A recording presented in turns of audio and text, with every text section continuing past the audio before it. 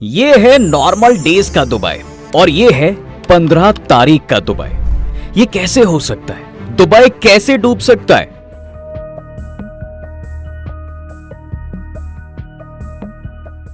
जिस देश के डेवलपमेंट की दुनिया दीवानी है, जहां बुर्ज खलीफा से लेकर पाम जुमेरा जैसे अनयूजुअल कंस्ट्रक्शंस बने हुए हैं, इसके हालात रातों रात बदल गए। अभी तक आपने और मैंने इंडिया और यूरोप के देशों को बाढ़ में बहते हुए देखा था, लेकिन अब यह हाल मिडिल ईस्ट का भी है साहब। 15 अप्रैल की रात को एक नहीं, दो नहीं, तीन नहीं, बल्कि मिडिल ईस्ट के सो कॉल्ड डेवलप्ड देश यूएई, सऊदी अरब, बहरीन और ओमान में एकदम से बारिश शुरू होती है और फिर ये बदल जाती है ऐसी तेज बारिश और आंधी में कि ये बाकी देश तो छोड़िए, ये दुबई को भी इस बाढ़ में बहा कर ले गया।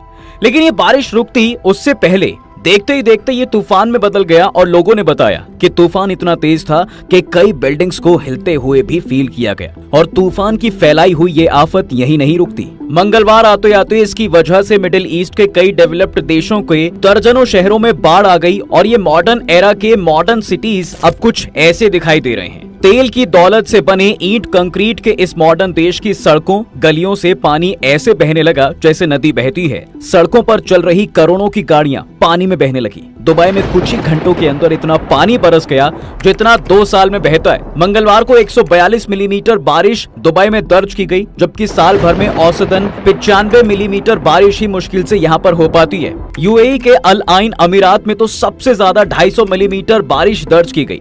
इस बात से आइडिया तो लग गया होगा कि कितना पानी दुबई में बरस गया। अपनी गगन चूमती इमारतों के सिवा अगर दुबई फेमस है तो वो अपने रेगिस्तान के लिए। यहाँ लोग स्पेशली इन रेगिस्तान की चिलचिलाती गर्मी का भी मजा लेने आते हैं। लेकिन रेगिस्तान के बीच बसे शहर दुबई के इंटरनेशनल एयरपोर्ट पर तो पिछले 24 घंटे में 6.26 इंच से ज्यादा बारिश हुई है। और अगर आपको लगता है कि ये नॉर्मल है तो नहीं, क्योंकि मौसम से जुड़ी जानकारी देने वाली वेबसाइट theweatherman.com के अकॉर्डिंग यहाँ इतनी बारिश 2 सालों में होती है। यानी 2 सालों में जो बारिश होनी थी वो सारी एक ही दिन में हो गई। इसके अलावा ऐसा भी बताया जा रहा है कि भले इस देश ने मॉडर्न टेक्नोलॉजी की सारी हदें पार कर ली हों, लेकिन आज भी इस देश में जो सबसे बड़ी प्रॉब्लम बनकर खड़ी है वो यहाँ की ड्रेनेज सिस्टम, जिसका अभी तक कोई पावरफुल सॉल्यूशन ये देश नहीं निकाल पाया। और इस बात का दावा इंग्लिश का न्यूज़पेपर रॉयटर्स भी कर रहा है। लेकिन क्या जैसे मेरे मन में सवाल उठ रहे हैं, आपके मन में भी उठ रहे हैं कि भला ऐसे कैसे हो सकता है भाई कि 21st सेंचुरी का इतना पावरफुल वेल डेवलप्ड देश एक रात की बाढ़ में बह गया? कई वेदर एनालिस्ट का कहना है कि अरेबियन पेनिनसुलर से उठा एक तूफान ओमान की तरफ बढ़ रहा था, लेकिन धीरे धीरे इस तूफान की डेंसिटी बढ़ती है तो ये तूफान मिडिल ईस्ट के कई देशों को बाढ़ और तूफान की चपेट में ले जाता है। और इसका असर वैसे तो ओमान में सबसे ज्यादा दिखाई दिया, लेकिन दुबई को भी इसने अपना शिकार बना लिया। लेकिन ये बाढ़ जिसने इन गल्फ कंट्रीज में पिछले 3 दिनों में तबाही मचाई है, उसके पीछे नेचर से ज्यादा खुद इन देशों की गलती बताई जा रही है। जी हाँ, इसे कहते हैं खुद के पैर पर कुल्हाड़ी मारना। चलिए वो भी जान लीजिए कि हम ये क्यों कह रहे हैं। तो ये बात तो हम सब जानते हैं कि गल्फ कंट्रीज तेल के साथ साथ यहाँ पड़ने वाली गर्मी की वजह से भी जानी जाती है। और ये देश अक्सर इस गर्मी से बचने के लिए एक तरीके का यूज करता है जिसे कहा जाता है क्लाउड सीडिंग। जी हाँ, वही नकली बादल और असली बारिश।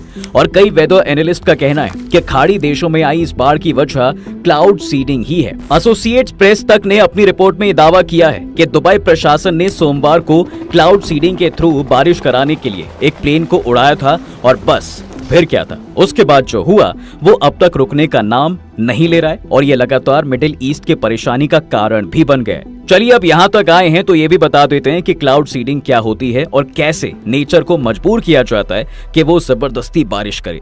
अब भाई इंसान इस धरती का सबसे बड़ा जानवर है, ऐसा कहा जाता है, और इसके एग्जाम्पल वो दे भी रहा है। जैसे जबरदस्ती फसल उगाने के लिए फर्टिलाइजर्स का यूज करना, जबरदस्ती ब्रीडिंग के लिए अननेचुरल चीजों का यूज करना, और अब इंसान खुद को भगवान भी समझने लगा है। इसलिए जो हमने बचपन में वाटर साइकिल के बारे में पढ़ा था, अब उससे भी छेड़छाड़ हो गई है। क्या है क्लाउड सीडिंग? इसे समझने के लिए किसी रॉकेट साइंस की जरूरत नहीं होती, तो इसे आपको सिंपल तरीके से समझाते हैं।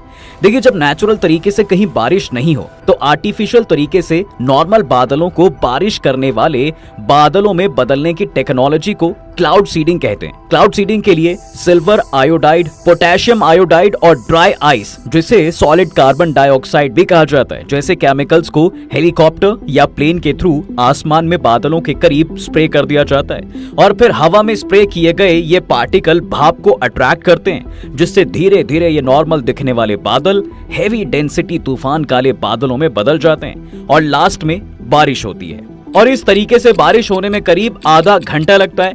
लेकिन हाँ, यहाँ एक बात का ध्यान देना बहुत जरूरी है, वो ये है कि बारिश तो आर्टिफिशियल हो सकती है, लेकिन ये तभी पॉसिबल है जब आसमान में बादल मौजूद हो।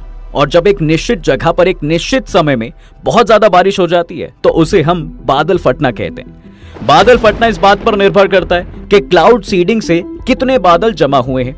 अगर बहुत ज्यादा भाप से भरे बादलों की पहचान करके उसमें क्लाउड सीडिंग करा दें तो बादल फट भी सकते हैं। ऐसे में संभव है कि भाई यूएई समेत खाड़ी देशों में इसकी वजह से तेज बारिश आई हो, जो बाढ़ की वजह बनी। आर्टिफिशियल रेन की इस थियरी को सबसे पहले जनरल इलेक्ट्रिक के विंसेंट शेफर और नोबेल पुरस्कार विजेता इरविंग लैंगमुइर ने इसे कंफर्म किया था। शेफर ने जुलाई 1946 में क्लाउड सीडिंग का ये वर्किंग प्रिंसिपल खोज निकाला था। इसके बाद 13 नवंबर 1946 को क्लाउड सीडिंग के जरिए पहली बार न्यूयॉर्क फ्लाइट के थ्रू नेचुरल बादलों को बदलने के एफर्ट्स डाले गए।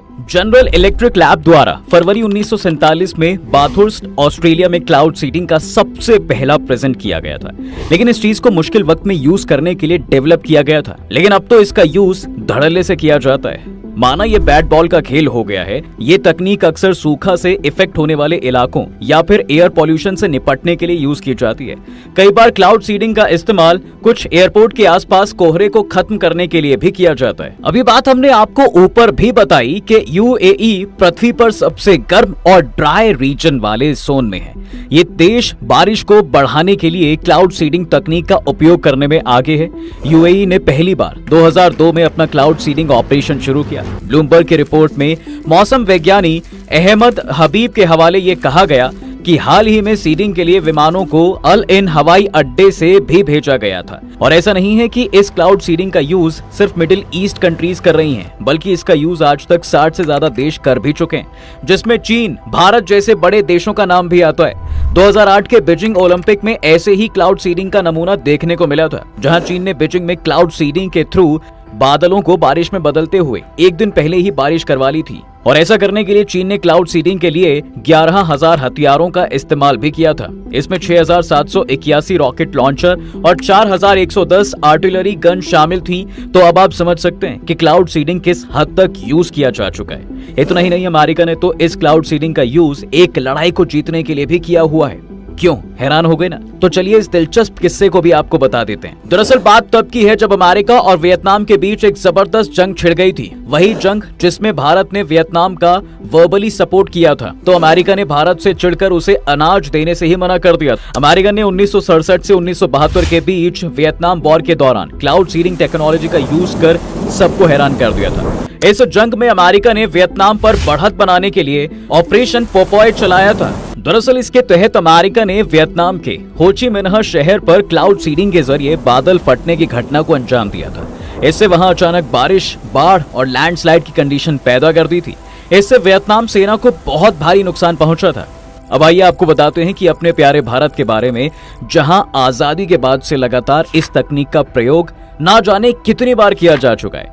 देखिए, भारत में क्लाउड सीडिंग का पहला प्रयोग 1951 में हुआ था। उस समय भारतीय मौसम विभाग के पहले महानिदेशक एसके चटर्जी जाने माने क्लाउड साइंटिस्ट थे और उन्हीं की लीडरशिप में भारत में इसके यूज को प्रैक्टिकली शुरू किया गया था। उन्होंने तब हाइड्रोजन गैस से भरे गुब्बारों में नमक और सिल्वर आयोडाइड को बादलों के ऊपर भेजकर कृत्रिम बारिश कराई थी। भारत में क्लाउड सीडिंग का प्रयोग सूखे से निपटने और डैम का वाटर लेवल बढ़ाने के लिए काफी समय से किया जाता है। इतना ही नहीं, भारत में कई प्राइवेट फर्म्स ने भी इस तकनीक का यूज किया है। जैसे टाटा फर्म ने 1951 में वेस्टर्न घाट में कई जगहों पर इस तरह की बारिश कराई। फिर पुणे के रेन एंड क्लाउड्स इंस्टीट्यूट ने उत्तर प्रदेश और महाराष्ट्र कई इलाकों में ऐसे आर्टिफिशियल रेन कराई। भारत में साल 1983-84 में ऐसी बारिश कराई गई। और इतना ही नहीं, 1993-94 में सूखे से निपटने के लिए तमिलनाडु में भी इसका यूज किया गया था। 2003-4 में कर्नाटक में आर्टिफिशियल बारिश कराई गई। फिर 2008 में आंध्र प्रदेश के 12 जिलों में इस तरह की बारिश कराने की प्लानिंग बनाई गई थी, लेकिन इसका एक फेलियर भी देखने को मिला और वो हुआ दिल्ली में, जब 2018 में दिल्ली में पॉपुलेशन बढ़ने पर आर्टिफिशियल रेन करवाने की तैयारी की गई थी। IIT कानपुर के साइंटिस्ट ने एयर पॉल्यूशन की सीरियस सिचुएशन से निपटने के लिए आर्टिफिशियल रेन की तैयारी कर ली थी। बस मौसम के फेवरेबल होने का इंतजार किया जा रहा था।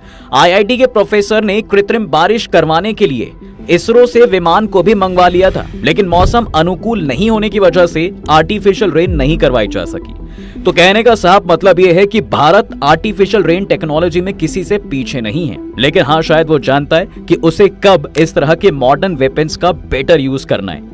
इस पर अब आपकी क्या राय है, हमें कमेंट सेक्शन में जरूर बताएं। तब तक के लिए हम आपसे लेते हैं विदा। जल्द हाजिर होंगे एक नए इंटरेस्टिंग टॉपिक के साथ। अगर ये वीडियो पसंद आया है तो इसे अपने दोस्तों के साथ शेयर कर दें और हाँ, वीडियो को लाइक करना ना भूलें।